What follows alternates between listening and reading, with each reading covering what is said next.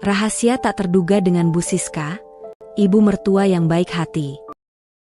Faris yang duduk di ruang tamu, tampak gelisah menundukkan pandangannya. Ia merasa tak tenang memikirkan kejadian yang baru saja terjadi di kamar mandi.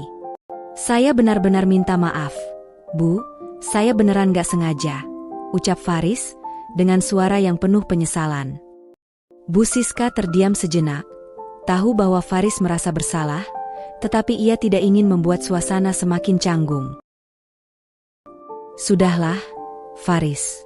Ibu juga salah waktu itu, gak ngunci pintu. Jangan dipikirin lagi," jawab Bu Siska, berusaha menenangkan. Meskipun Bu Siska berusaha membuatnya terdengar ringan, Faris tetap tampak canggung. Bu Siska duduk di ruang tamu, matanya tertuju pada foto mendiang suaminya yang terletak di meja kecil. Sejak kepergian suaminya, rumah ini terasa sepi. Hanya suara kipas angin yang berputar mengisi kesunyian. Rini, anak sematawayangnya, sudah menikah dengan Faris dan tinggal bersamanya. Namun Rini, yang bekerja sebagai buruh pabrik, jarang pulang, sementara Faris lebih sering menghabiskan waktunya di luar rumah.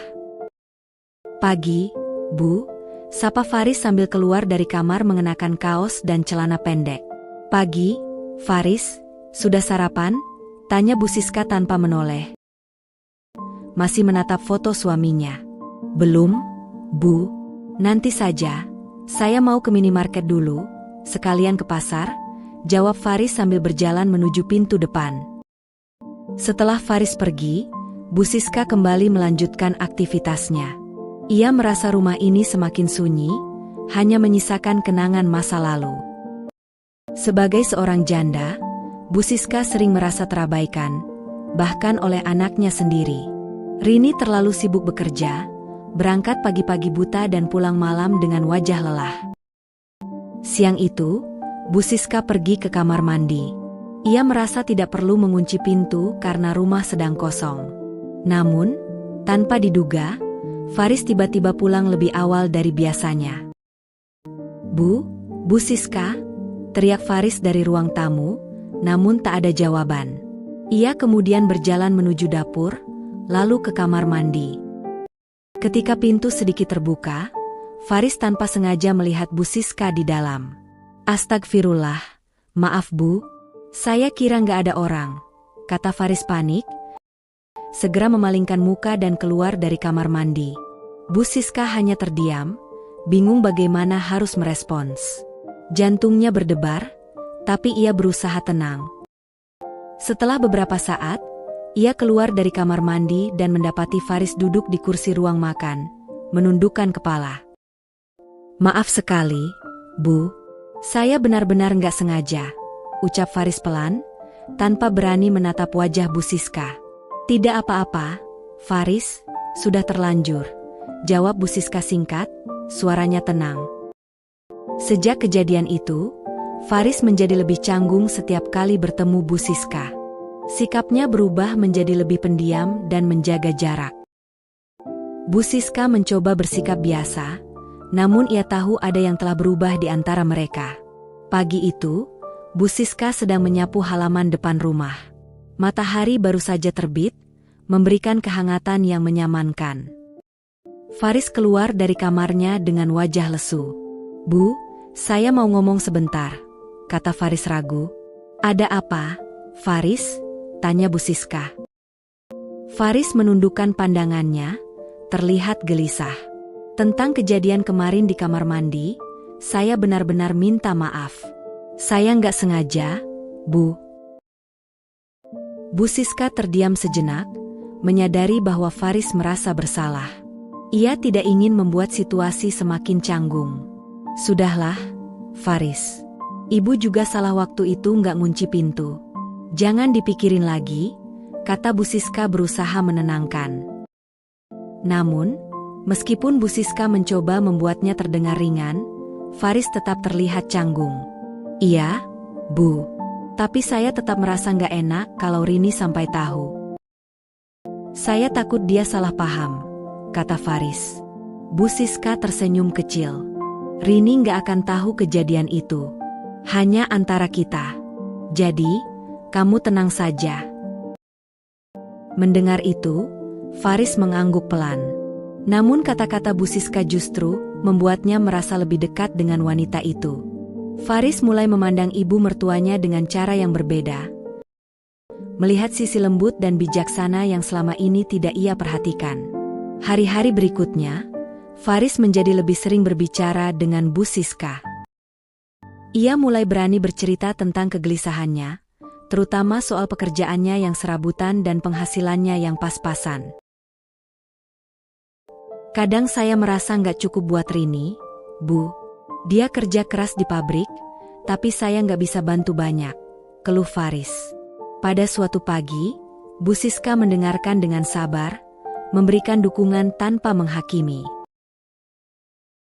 Kamu sudah berusaha, Faris. Itu yang penting. Jangan terlalu keras pada diri sendiri, katanya. Sikap Bu Siska membuat Faris merasa nyaman. Tanpa sadar, ia mulai menghabiskan lebih banyak waktu bersamanya, terutama saat Rini tidak ada di rumah. Mereka sering mengobrol di ruang tamu atau di dapur, dan kebersamaan mereka yang awalnya biasa saja perlahan menjadi sesuatu yang lebih dalam. Malam itu, Bu Siska dan Faris masih duduk di balkon rumah, menikmati udara malam yang semakin dingin. Rini belum pulang dari lembur, meninggalkan rumah hanya untuk mereka berdua.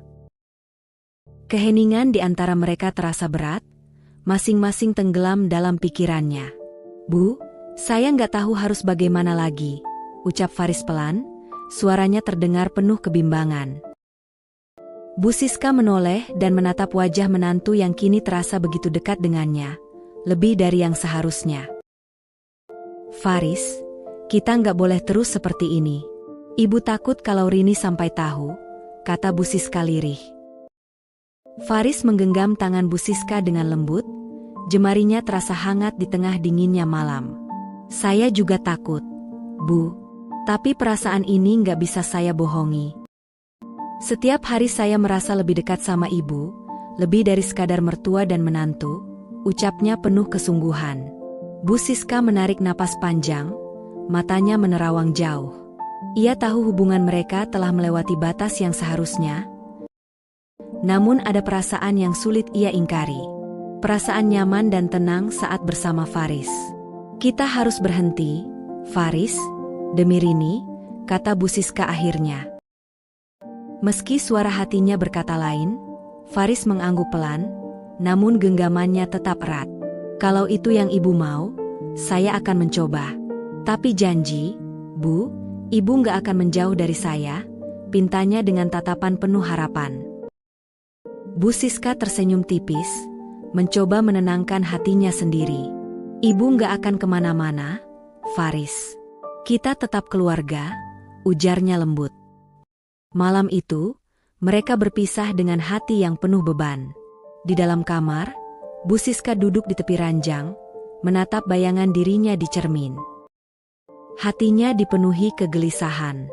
Bagaimana bisa perasaan ini tumbuh sejauh ini? Bagaimana ia bisa membiarkan semuanya berjalan seperti ini? Sementara itu, di kamarnya, Faris berbaring dengan mata terbuka.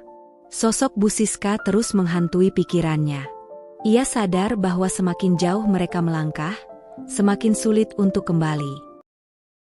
Namun, hatinya tak bisa berdusta, perasaannya kepada Bu Siska begitu nyata.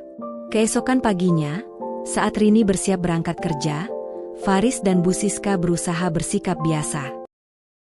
Mereka berbincang seperti biasa, tersenyum seperti biasa, tetapi di balik itu, ada ketegangan yang tak terucap. Setiap tatapan, setiap sentuhan kecil yang tak disengaja kini memiliki makna yang berbeda, menyeratkan perasaan yang mereka coba sembunyikan. Bu Siska berusaha menjaga jarak, sibuk dengan pekerjaan rumahnya, namun Faris selalu menemukan cara untuk mendekatinya. Bu, saya bantu ya, ucapnya suatu pagi, mengambil alih cucian piring dari tangan Bu Siska. Bu Siska hanya bisa mengangguk tanpa berkata-kata. Hatinya berdebar setiap kali Faris berada begitu dekat. Hari-hari berlalu dengan perasaan yang semakin sulit dikendalikan, hingga suatu sore, Sesuatu terjadi yang membuat mereka sadar bahwa hubungan ini tak bisa terus dibiarkan. Rini pulang lebih awal dari biasanya. Saat memasuki rumah, ia melihat Faris dan Bu Siska berbincang di dapur. Namun, ada sesuatu yang terasa berbeda. Cara mereka berbicara, cara mereka saling menatap, terasa ganjil di mata Rini. Dari kejauhan, ia hanya diam, memperhatikan mereka dengan ekspresi penuh pertanyaan. Ada sesuatu yang janggal. Bu Siska dan Faris menyadari kehadiran Rini. Mereka saling berpandangan, menyadari bahwa mereka telah lengah. Mungkinkah Rini mulai curiga? Malam itu, saat Rini kembali bekerja lembur, Faris mengetuk pintu kamar Bu Siska. Namun, kali ini, pintu tidak langsung dibuka. "Bu, saya mau bicara," ucap Faris dari luar. Dengan ragu, Bu Siska membuka pintu. "Ada apa lagi, Faris? Kenapa kamu terus begini?" tanyanya dengan nada lelah. Faris melangkah masuk tanpa diundang, lalu menutup pintu di belakangnya. "Bu, saya cuma ingin ibu tahu, saya sayang sama ibu, lebih dari sekadar menantu. Saya nggak bisa pura-pura nggak merasakan ini," ucapnya lirih, menatap mata Bu Siska dengan penuh kesungguhan. Bu Siska terdiam. Kata-kata Faris menembus hatinya. Di satu sisi, ia tahu ini salah. Tapi di sisi lain, perasaan itu begitu nyata. "Faris, ini salah. Kita harus berhenti sebelum semuanya hancur," ucapnya dengan suara pelan. "Tapi kenapa harus berhenti kalau kita sama-sama ingin ini?" jawab Faris, suaranya tegas. Setiap kali Rini pergi bekerja, waktu terasa seolah hanya milik mereka. Yang pasti, semakin jauh mereka melangkah, semakin sulit untuk kembali. Bu Siska menutup matanya, merasakan kehangatan pelukan Faris yang memberinya rasa aman. "Riz, kalau ini salah, kenapa rasanya begitu indah? Kenapa hatiku merasa tenang ketika bersama kamu?" bisik Bu Siska perlahan. Mereka hanya duduk bersama, berbagi keheningan yang penuh makna. Cinta yang tak terucapkan mengalir begitu saja di antara mereka, menyatukan hati mereka dalam sebuah ikatan yang sulit untuk dijelaskan. Mereka tahu apa yang mereka rasakan adalah cinta, meski tak pernah bisa diungkapkan. Terima kasih telah menyimak cerita ini. Jangan lupa untuk like video ini, subscribe channel kami, agar tidak ketinggalan cerita menarik lainnya. Sampai jumpa di cerita berikutnya. Wassalamualaikum warahmatullahi wabarakatuh.